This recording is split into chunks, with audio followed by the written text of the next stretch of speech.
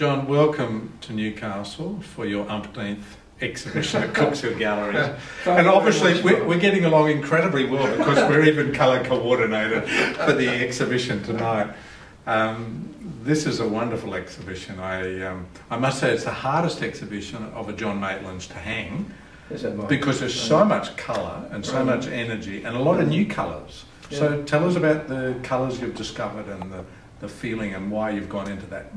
It's not so much discovering new colours, it's just it's an awareness or a drifting into particular things, themes. The yellow, I love to use yellow, going back to quite a long time ago when I used to travel, as I've said before, with I used to work for Nestle, and I used to travel up to the far north of Queensland. And you'd often see, you know, just the sun, as I say, the sunburned country, vibrant and beautiful. And by the same token, I guess it's a hard colour to use because it's very bright. It's, but having said that, it's also a beautiful colour. And my way of thinking of it is I love to use it with the children in it. You know, just the vibration and the frangipanis coming in this one, but it's also, to me, a colour of joy, you know, happiness, sunshine, sunlight, and it's just a bright new way of looking at the world, I guess, and the figures I've put on it, or rather, in my mind anyway, I want them to be serene and surveying this beautiful space, looking into the distance. And I've called this, I believe, this picture perfect morning, or perfect day, sorry. And that to me is what it's all about, you know, just starting off in the day, looking into the distance, a beautiful vista, a beautiful Australia, and I have to say it's always been my forte to portray beautiful people. Mm. Elegance, and you know, and I said in the blues too, give a beautiful juxtaposition of the colour, you know, they give you the just the opposite aspect, so to speak, the complementary to the yellow, and give a good anchor, thrusting you into the picture itself.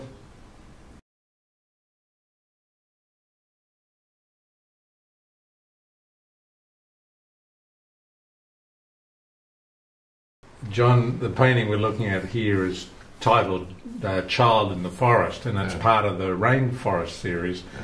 Tell us a little bit about why you call it Evergreen and this rainforest theme came about. Okay, well, the term Evergreen, a bit of a double entendre really. On the one hand, it describes the environment, the colours I'm using in these particular paintings, and on the other hand it also refers to, you know, evergreen in the sense of always changing, always forever looking to doing different things, keeping things charged, recharged with energy and everything. So, you know, like evergreen has the two meanings to me, but in this particular painting, obviously, first thing I notice when I'm just on here even is the textural element. As you know, that's a very important component in my paintings, but the painting itself, I'm probably, when I was doing it, the actual whole start of the series was I bought a property in northern New South Wales, Karora, near Coffs Harbour, and it's kind of beachfront, but before you get to the beach there's a break of rainforest, you know, and it's I just find it wonderful looking at strolling through the different lights, the different colours, different times of day. But invariably when I'm there, I'm with my grandchildren. They're running through, gay banding, There's butterflies, beautiful creatures, or as Archie said yesterday when I was up there, Dada, there's a poider, and it's that big. So, you know, everything's there, the energy, the children playing, and that's what it's all about to me, you know. It's beautiful, it's touching, it's a reminder of how delicate the balance is in the environment, how fragile, how frail things are, where, you know, everything's just there for a finite time. And I want to capture the beauty and just the touching quality that I perceive, you know, when I see children, the forest, the beautiful surroundings, and, you know, to me, I think particularly in this time, when you see so much of the forests being stripped, when you get the awful shocks in television documentaries and you see that they're all disappearing, this is very precious.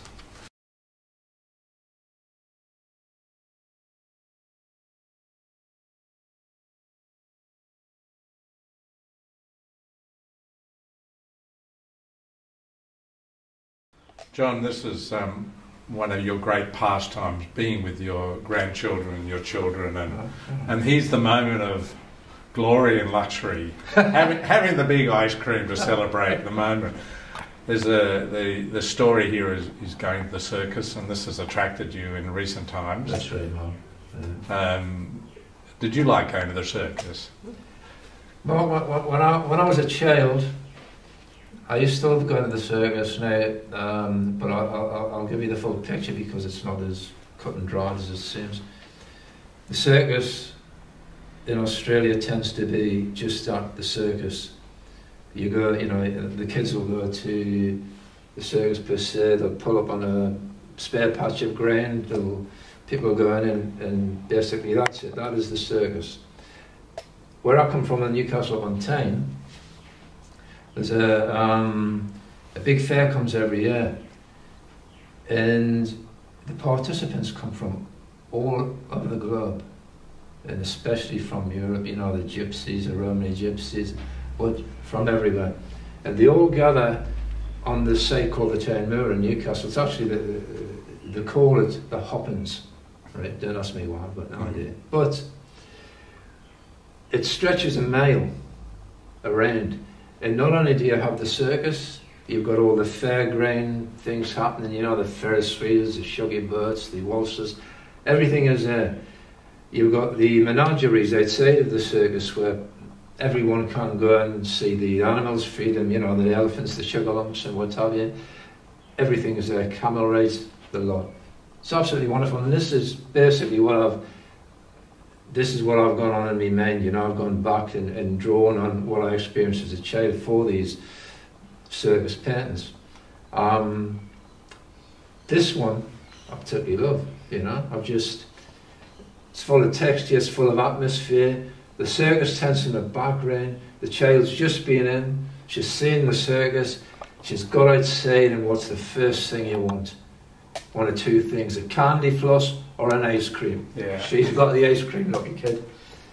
But yeah, and you know, everything, I've just tried to capture that moment. The whole focus, although the circus tent is in the background, it all comes into this little figure here, who's in absolute raptures in a world of her own, looking at an ice cream. It's as simple as that, just nothing more, nothing less. And the colours too, you know, the beautiful vibrant colours. Once again, this is my Australian take on it because I always love to share that. I love Australia, I love the colours in it. When I was researching, as you know, I'd done an exhibition a while ago in Sydney, and it was totally on the circus. And when I was doing the research, actually, I went with the circus for a couple of days. Ashton's the greatest circus in the world, just to do the research, and it was phenomenal, you know. But, I mean, when I walked onto the site, they were erecting it, so all you had was the huge poles and everything were going up, you know, and the forklifts. And I seen the guy who was obviously the owner of the circus. I just struck it across to him, and hair was tied back, real gypsy guy, you know. And I thought, I've got there's two ways I'm going to come out of this. One is I'll be flat on the floor. The other is I'll be invited in to take part. It was fantastic. Brought me in, showed me how the opera. Well, actually, I helped erect the tent. Chatted with the actors and the participants in the circus itself. And this guy, absolutely tremendous. I had a ball of it. I had a whale of a time for 2 days, and it gave me a lot of insights and ideas and new ideas into doing it. But as you know, Mark, I'm a person who works basically on imagination. So it's kind of 60% imagination, and the rest is fact or things that I've drawn on through the past. So that's it.